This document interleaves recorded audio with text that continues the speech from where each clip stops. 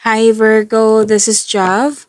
Welcome po sa ating channel. By the way, Virgo, this is your Timeless Gabay Tarot reading. Gamitin ang reading na ito bilang gabay lamang. Tandaan Virgo, ito po ay general reading.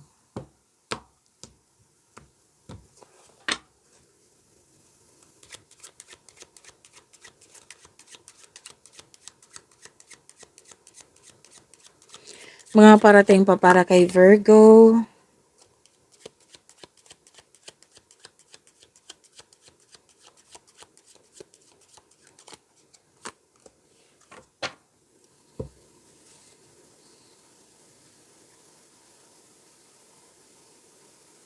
Okay, may mga kausap ka dito. Pwedeng celebration, party, reunion.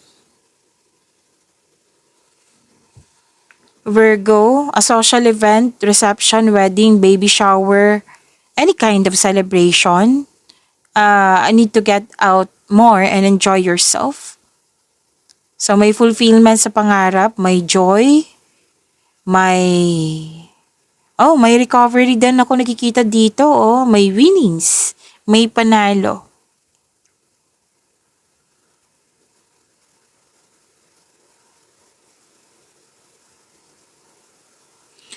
Okay, maaari makatanggap ka ng malaking pera. May raise, may bonus. Dalawang card mismo nagsabi dito na may panalo, may refund.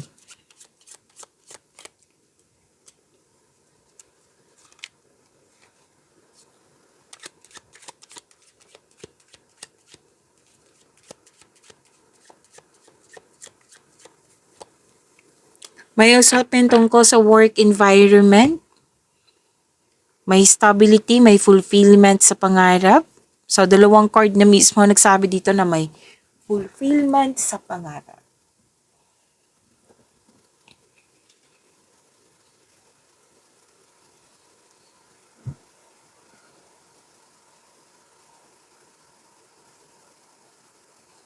Okay. May malaking influence ang isang young unmarried woman dito na yes, malaki ang kanyang influence. Pwede din ikaw to or pwedeng siya na malaki ang kanyang influence.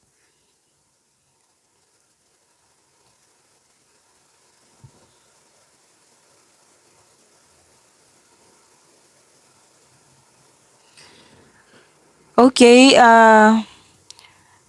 may kausap ka dito na pwedeng elderly woman greater than 60 years old na humihingi ka ng advice at nagbigay naman ito ng wisdom message sa iyo. At may biyahe akong nakikita dito. May fear of aging, running out of time, gumagawa ka ng wise decision.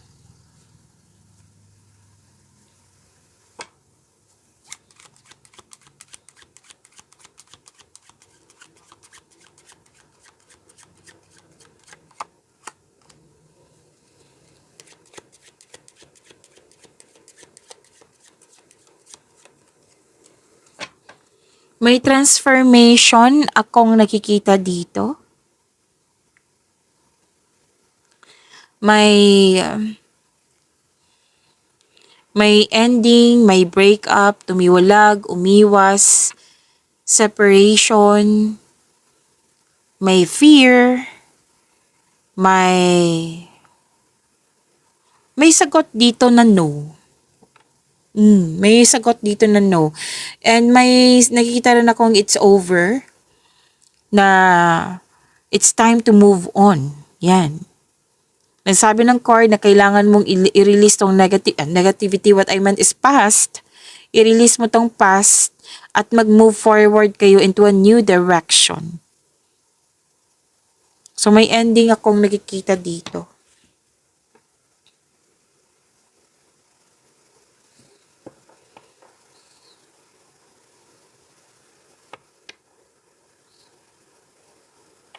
May pag-asa. May nakita talaga akong biyahe dito or usapin tungkol sa large transport vehicle. like ship, bus, truck, ano pa? Airplane.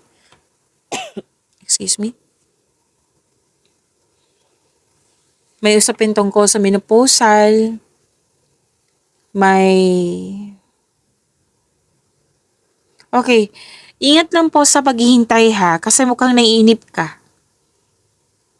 Yes, nang dahil sa delay na ito, matitrigger yung anxiety mo. So make it balance para hindi magkaroon ng anxiety po.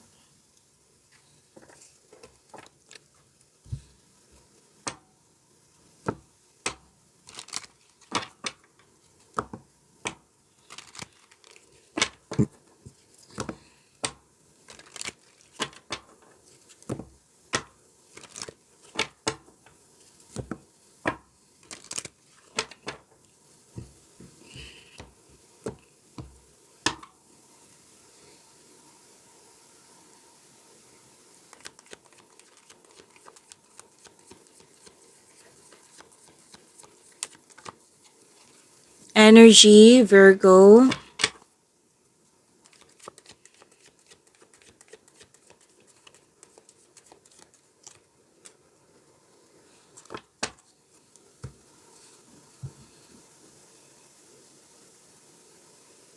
Virgo.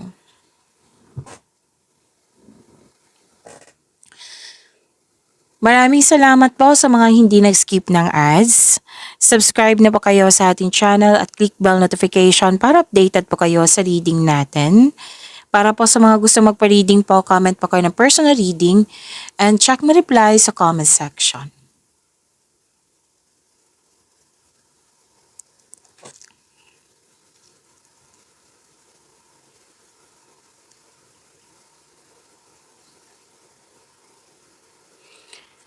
Okay.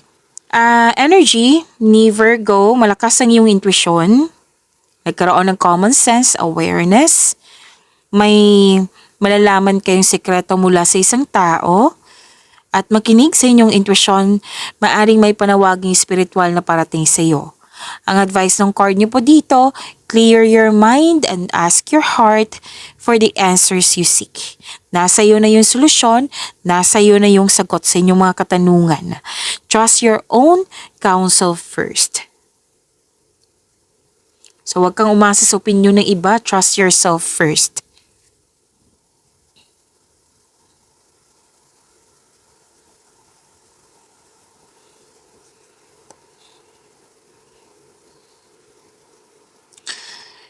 Nakaramdam ka ng pagod, lack of rest, wala kang sapat na pahinga, stress or anxiety, which is lumabas kanina, di ba? Pwede din na hindi maganda yung pakiramdam mo, pero lalaban pa rin. So, kailangan ng tamang pahinga dito. Pero gagawin mo to. Nakikita ko dito na gagawin mo siya. So, pahinga para makapag-isip ng mabuti, para makapaghanda o magpagaling. This card asks you na mag-relax, calm your mind and reflect. Tamang tulog, tamang meditation ay kailangan.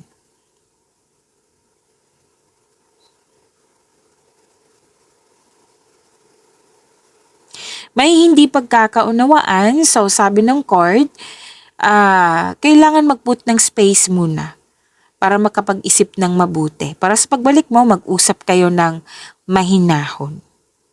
Okay? Ang pagpahinga po ay nakapagbigay ng increased productivity and a healthier mental state.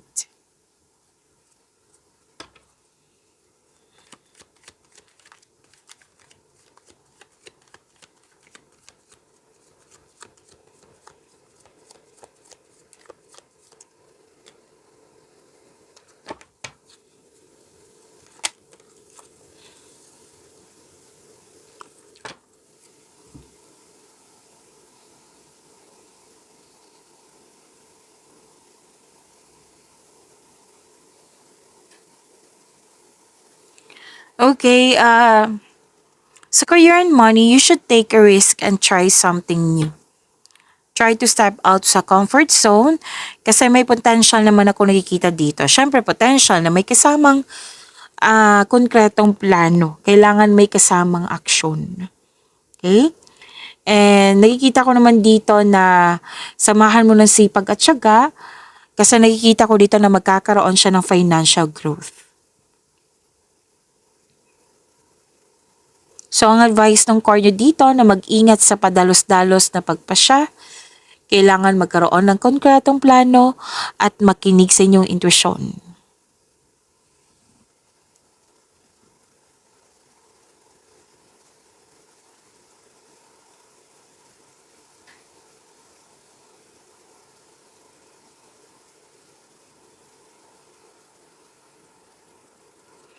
Okay, may promotion ako nakikita dito nang dahil sa inyong kasipagan.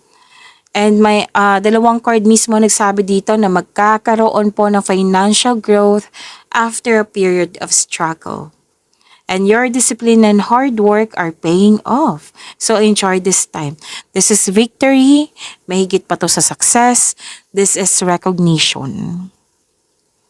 Nagsumikap ka at deserve mo itong tagumpay na ito. Claim po ang ganda.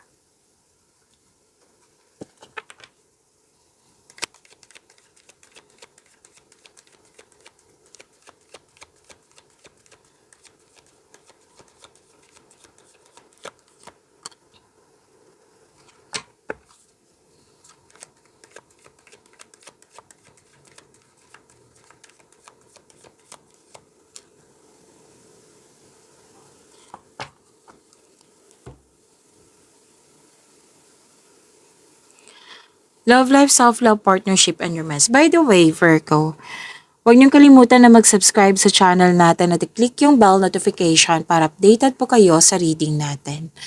At huwag niyong kalimutan na manood sa inyong weekly Gabay Tarot reading from March 9 to 15, 2026. Kung hindi niyo mahanap, hanapin niyo po dito sa channel natin. Yes, scroll down niyo lang po. Para may makuha kayong karagdagang gabay po.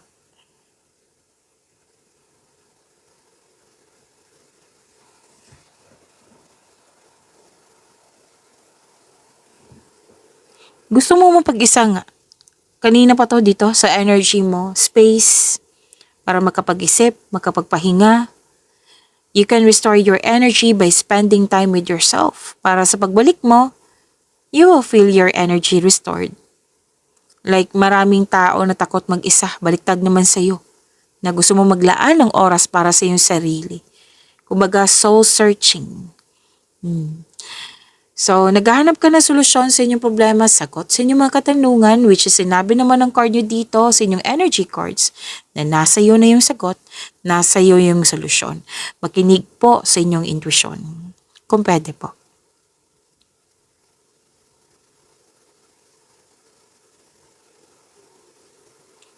Para sa mga single, you need time alone, parang perfect time sa inyo na maglaan ng oras.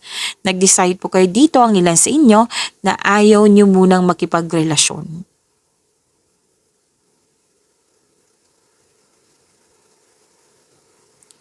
Para sa mga marelasyon sa buhay mag-asawa, maaring nagkaroon kayo ng desisyon na mag-space muna.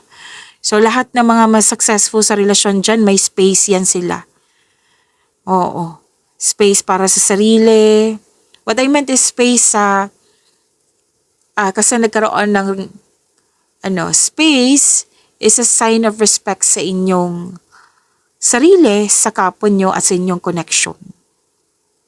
So lahat ng successful dyan sa relasyon, may space yan talaga. Hindi ibig sabihin para masira talaga yung connection nyo. Space is pahinga yan. Para makapag-isip at makapagpahinga. Kasi kung walang space, sakal. Masasakal po kayo.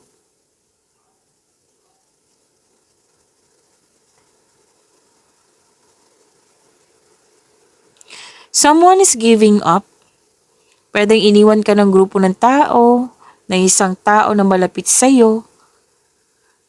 At pwedeng na-provoke din kayo dito kasi may argument akong nakikita dito or unpleasant conversation. Sinabi ng yung card dito na kung itong taong ito ay palaging naghahanap ng gulo or away, baka kailangan nyo na pong mag-decide. Tapos, diba, na-provoke kayo, mag-ingat na lang po sa response. Sa mga sinasabi at ginagawa kasi parang sasabog eh. Okay? So, kung malapit to sa'yo, then address your hurt feeling.